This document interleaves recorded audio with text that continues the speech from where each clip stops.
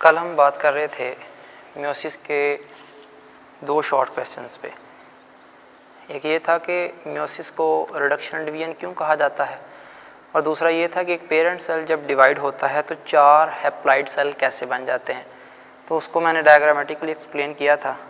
तो आज जो मियोसिस 1 है और मियोसिस 2 है उसको हम एक्सप्लेन करेंगे।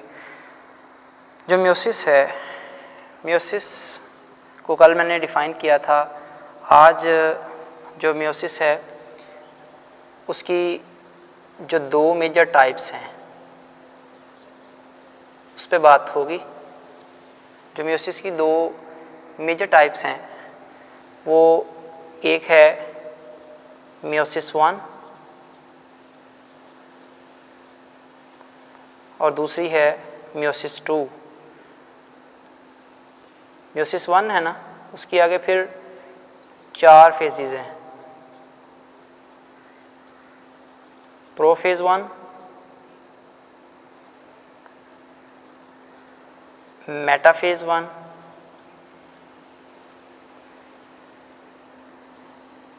Anaphase 1 and finally telophase 1।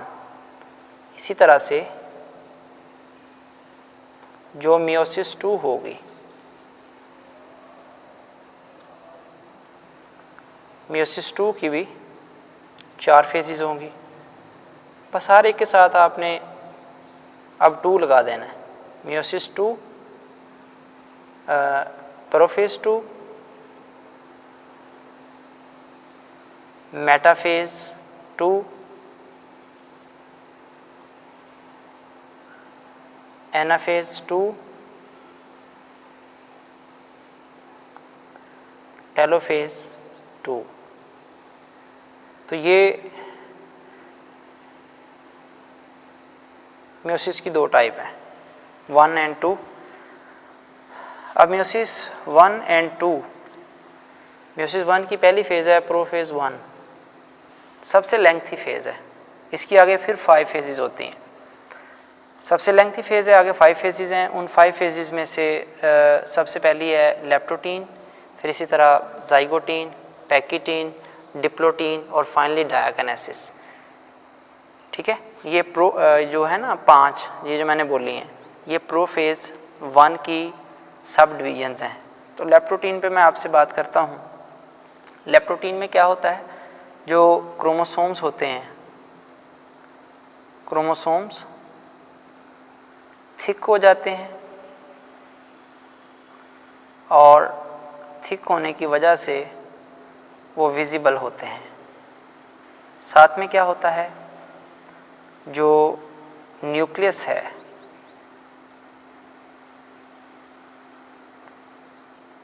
Nucleus का साइज़ इंक्रीज़ हो जाता है। ठीक हो गया। और सबसे अहम बात यह है कि homologous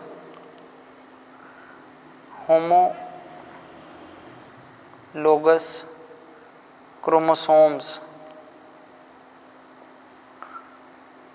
start closing to each other. Homologous chromosome एक दूसरे के करीब आना शुरू हो जाते हैं। तो अब यहाँ पे सवाल ये है कि होमोलोगस क्रोमोसोम्स क्या होते हैं जो एक दूसरे के करीब आते हैं। तो होमोलोगस क्रोमोसोम्स जो होते हैं ना, वो उनके बारे में ये है कि homologous chromosome are the similar chromosome, similar but not necessarily identical, similar but not necessarily identical।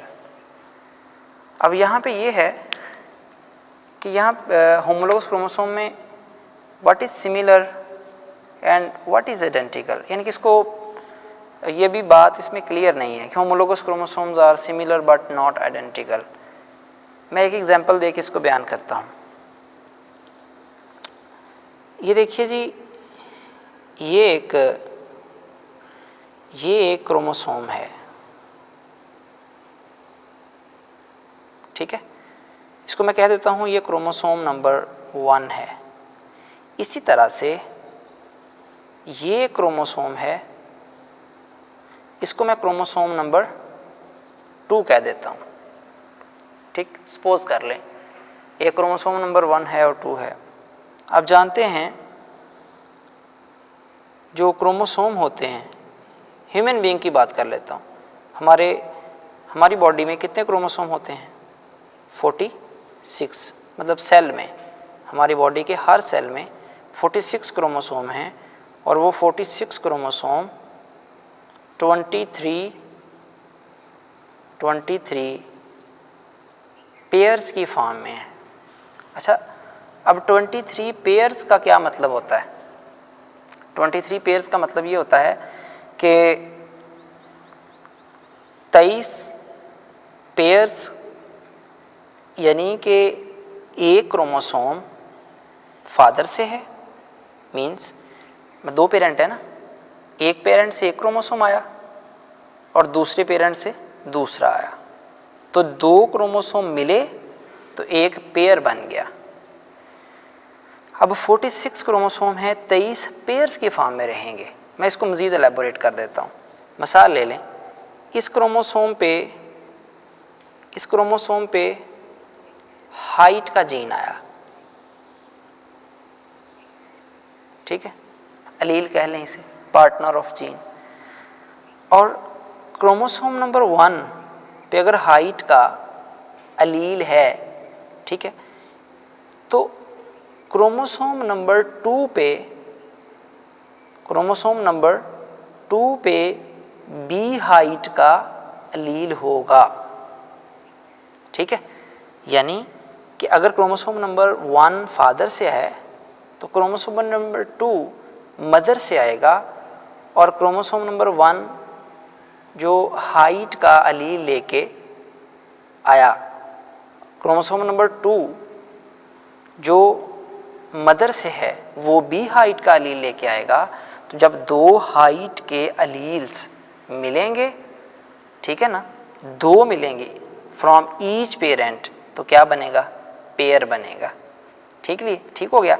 इसलिए 46 क्रोमोसोम जो होते हैं ना हर सेल में, वो 23 पेयर्स की फॉर्म में होते हैं। मीन्स के हर पेरेंट से ट्रेट का अलील मौजूद होता है। तो पेरेंट 2 ही हैं, मतलब यहाँ पे सेक्सुअल रिप्रोडक्शन में एक मेल है और दूसरा फीमेल है। अब ये देखिए, अब यहाँ पे अगर जो मेल है, मेल बी हाइट का अलील लेके आया, ठीक है, मेल क्रोमोसोम से जो अलील आया वो कौन सा था? हाइट का, ठीक, क्रोमोसोम नंबर 1। और जो क्रोमोसोम नंबर 2 था उस पे भी क्या मौजूद था? हाइट का अलील। यानी कि 2 क्रोमोसोम हैं, ठीक है, एक हर पेरेंट से 2 क्रोमोसोम जो हैं, दोनों पे कौन सा अलील है? हाइट का अलील है। दोनों पे हाइट का अलील है, तो इसको क्या कहते हैं? This is called similarity. इसे क्या कहेंगे? सिमिलैरिटी। ठीक हो गया। अब दोनों, मतलब 2 अलील का सेम होना, ठीक है, 2 अलील का सेम होना, दोनों पेरेंट से अलील का सेम होना सिमिलैरिटी है। तो अब अगर क्रोमोसोम नंबर 1 जो एक पेरेंट से है, अगर वो हाइट लेके आ रहा है, वो जो डिजिट लेके आ रहा है वो है 5 फीट 7 इंच की हाइट का डिजिट लेके आया, ठीक है। तो अगर क्रोमोसोम नंबर 2 जो मदर से है वो भी 5.7 फीट हाइट का अलील, हाइट का डिजिट अगर लेके आता है, तो दोनों के ऊपर जो दोनों ट्रेट्स के ऊपर, इनके दोनों जीन्स की जो ट्रेट्स हैं, अगर वो डिजिट भी, हाइट का डिजिट भी अगर सेम है, मिसाल ले लें, तो उसको कहेंगे वो आइडेंटिकल भी हैं, ठीक है। जीन दोनों हाइट की हैं, ये है सिमिलैरिटी। और दोनों के ऊपर जो डिजिट है, जो ट्रेट शो होनी है, वो भी सेम है, तो वो आइडेंटिकल है। ठीक है। अब होमोलोगस क्रोमोसोम्स क्या हैं? होमोलोगस क्रोमोसोम सिमिलर होते हैं, सिमिलर होना शर्त है, हर सूरत में सिमिलर होंगे, लेकिन ज़रूरी नहीं है कि वो आइडेंटिकल भी हों। मतलब दोनों से हाइट का जीन आना ज़रूरी है, ठीक है, मगर ये ज़रूरी नहीं है कि दोनों के ऊपर पाया जाने वाला डिजिट भी सेम ही हो सकता है फादर से 5.7 फीट का डिजिट आया हो और मदर से 5.7 की बजाय 5.3 हो। बात समझ में आ गई है? तो आइडेंटिकल होना ज़रूरी नहीं है, ठीक है, आइडेंटिकल होना ज़रूरी नहीं है, डिजिट्स का सेम होना ज़रूरी नहीं है। हाँ, अलबत्ता ट्रेट का सेम होना ज़रूरी है, ठीक। हाइट की ट्रेट हर सूरत में आनी चाहिए, ठीक, और वो ट्रेट क्या डिजिट अपने अंदर रखती है, ठीक है, कितना उसके अंदर जो है वो डिजिट है, आप ये कह लीजिए कि उसकी क्वालिटी कितनी है, ठीक है, उसकी क्वालिटी या उसकी क्वांटिटी कितनी है, ठीक, वो किस में आ जाएगी? वो आ जाएगी आइडेंटिकल में। आई होप सो आप इस बात को समझ गए होंगे। ये हैं क्रोमोसोम्स। तो ये जो होमोलोगस क्रोमोसोम्स हैं, मिसाल ले लें, यहाँ पे इस डायग्राम में आए, इस डायग्राम में ये क्रोमोसोम नंबर 1 है ये, ठीक है, और ये क्रोमोसोम नंबर 2 है। ये दोनों आपस में होमोलोगस हैं, मैं बता चुका हूँ होमोलोगस क्रोमोसोम क्या होते हैं। दोनों आपस में होमोलोगस क्रोमोसोम हैं। तो होमोलोगस क्रोमोसोम्स हैं, तो होमोलोगस क्रोमोसोम्स अगर आपस में ये हैं, सिमिलर हैं, ज़रूरी नहीं है कि आइडेंटिकल हैं, तो ये एक दूसरे की तरफ आना शुरू हो जाएंगे, यानी कि एक दूसरे की तरफ आएंगे, शुरू हो जाएंगे कौन सी फेज़ में? लैप्टोटीन में। और उसके बाद क्या आती है? जाइगोटीन। जाइगोटीन में क्या होता है? जाइगोटीन में ये लफ्ज़ है जाइगोस। जाइगोस का मतलब होता है पेयर, ठीक है ना, और इसमें पेयरिंग होती है मींस, और इस पेयरिंग के अमल को क्या नाम देते हैं? सिनेप्सिस का। Synapsis also known as conjunction. Conjunction मतलब पेयर ही है, यानी कि होमोलोगस क्रोमोसोम्स की पेयरिंग कंप्लीट हो जाती है कौन सी फेज़ में? प्रोफेज़ 1 की जाइगोटीन में, ठीक है। और ये बात ये है कि ये जो पेयरिंग है ना, ये बहुत स्पेसिफिक है, बहुत ज़्यादा स्पेसिफिक का मतलब ये है कि सिमिलर जीन्स होनी चाहिए, ज़रूरी नहीं है कि आइडेंटिकल हों, और दूसरी बात है कि वो पॉइंट टू पॉइंट है, यानी कि हाइट के सामने हाइट का ही अलील लगेगा, आई कलर के सामने आई कलर का ही जो है वो अलील लगेगा, ठीक है ना। जो पेयरिंग होगी ना, ठीक है ना, जो पेयरिंग होगी वो पेयरिंग जो है वो हाईली स्पेसिफिक होगी, हाइट के सामने हाइट, आई कलर के सामने आई कलर, ठीक, वो पॉइंट टू पॉइंट स्पेसिफिक है, ठीक। ये है जाइगोटीन। जाइगोटीन के बाद अगली फेज़ आती है पैकिटीन। पैकिटीन में क्या होता है? पैकिटीन में ये है कि अब दूसरी बात इसमें यह है कि वो जो होमोलोगस क्रोमोसोम्स हैं वो एक दूसरे के करीब आए क्यों? इस डायग्राम में देखें, ये कितने क्रोमोसोम हैं? ये क्रोमोसोम नंबर 1 है ये वाला, और ये क्रोमोसोम नंबर 2 है, सही, 2 क्रोमोसोम हैं। कितने क्रोमैटिड? 2 क्रोमोसोम के टोटल क्रोमैटिड कितने बनते हैं? टोटल कितने बनते हैं? ये देखें, 1 2 3 4, ठीक है। 4 क्रोमैटिड की बुनियाद पे, कितने क्रोमैटिड? 4 क्रोमैटिड की बुनियाद पे इस पूरे पेयर को नाम दे देते हैं टेट्राड, ठीक है। 4 क्रोमैटिड हैं, कितने क्रोमोसोम्स के? 2 क्रोमोसोम्स के। तो क्रोमोसोम कितने हैं? 2 क्रोमोसोम की वजह से इसको नाम देते हैं बाईवेलेंट। इसको क्या नाम देते हैं? बाईवेलेंट। अब ये बाईवेलेंट है, बाईवेलेंट है क्रोमोसोम की तादाद की बुनियाद पे, टेट्राड है किसकी बुनियाद पे? क्रोमैटिड्स की बुनियाद पे। अब ये देखें, 4 क्रोमैटिड हैं, 1 2 3 4। अब 1 और 2 आपस में क्या है? सिस्टर, क्योंकि दोनों का सेंट्रोमियर कॉमन है। 3 और 4 आपस में क्या है? सिस्टर, क्यों? क्योंकि दोनों का सेंट्रोमियर कॉमन है। 2 और 3 आपस में क्या है? नॉन सिस्टर, क्योंकि दोनों का सेंट्रोमियर कॉमन नहीं है।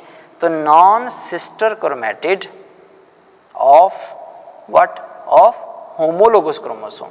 ये पेयर होमोलोगस क्रोमोसोम का है, तो इनके नॉन सिस्टर क्रोमैटिड, कौन से क्रोमैटिड, नॉन सिस्टर, अपने सेगमेंट्स को एक्सचेंज करते हैं, यानी कि 2 का सेगमेंट 3 के साथ एक्सचेंज हो जाएगा, यानी कि 2 का 3 में चला जाएगा, 3 का 2 में आ जाएगा, सेगमेंट्स यहाँ पे एक्सचेंज हो जाएंगे।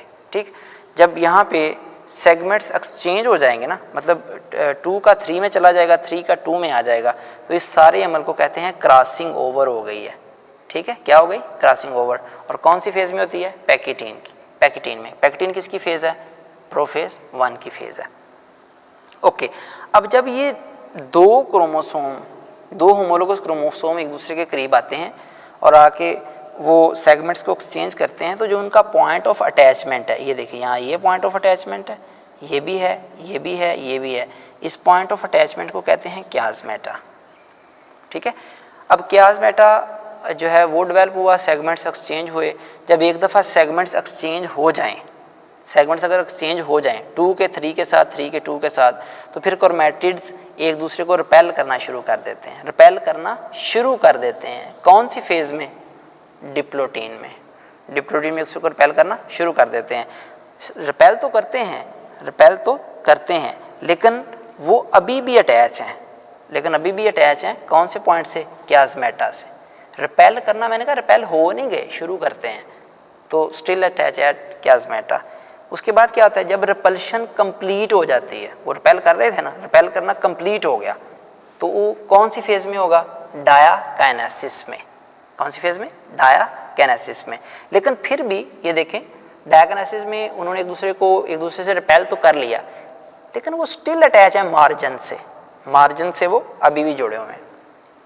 ठीक हो गया, तो ये थी डायाकाइनेसिस। ये 5 फेजेस हैं, किसकी भला, प्रोफेज 1 की, leptotene, zygotene, pachytene, diplotene and diakinesis. These are the 5 phases of prophase 1 of meiosis 1। अब प्रोफेज 1 कंप्लीट हो गई। प्रोफेज 1 के कंप्लीट होने के बाद जो अगली फेज़ आती है वो है, अगली फेज़ जो आती है वो है मेटाफेज। ठीक है, now I will talk about metaphase.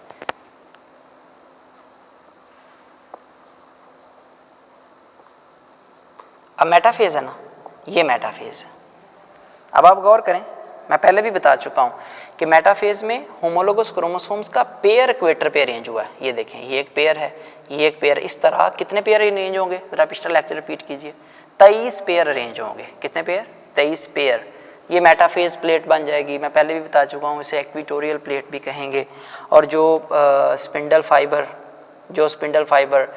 Chromosomes के साथ जुड़े हुए हैं उसे क्या कहेंगे, कैनिटोकोर स्पिंडल फाइबर। जो नहीं जुड़े हैं उसे क्या कहेंगे, नॉन कैनिटोकोर। जो बाहर की जा रहे हैं उसे क्या कहेंगे, एस्ट्रल माइक्रोट्यूब्यूल्स।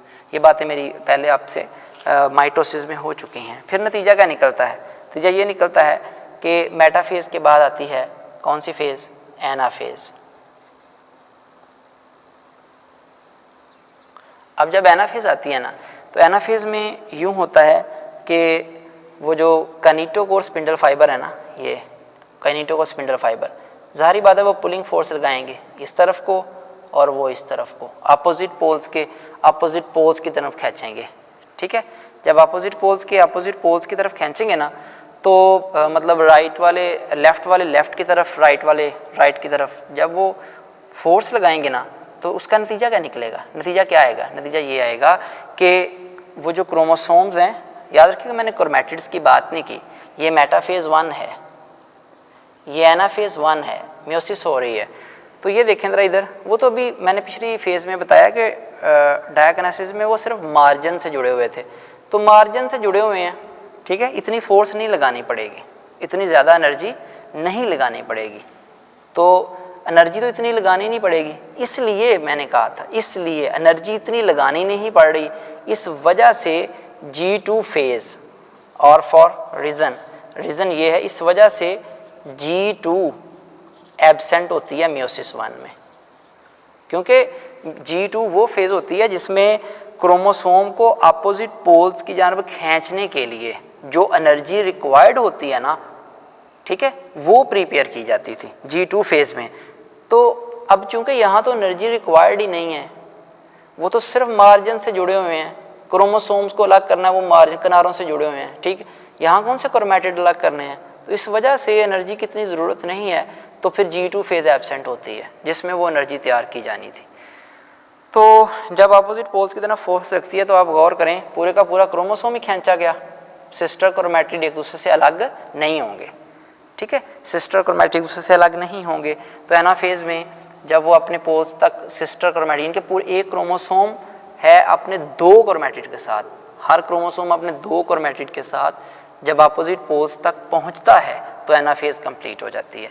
तो एनाफेज कंप्लीट हो जाती है और कौन सी फेज शुरू हो जाती है, फाइनली टेलोफेज, टेलोफेज 1 स्टार्ट हो जाती है।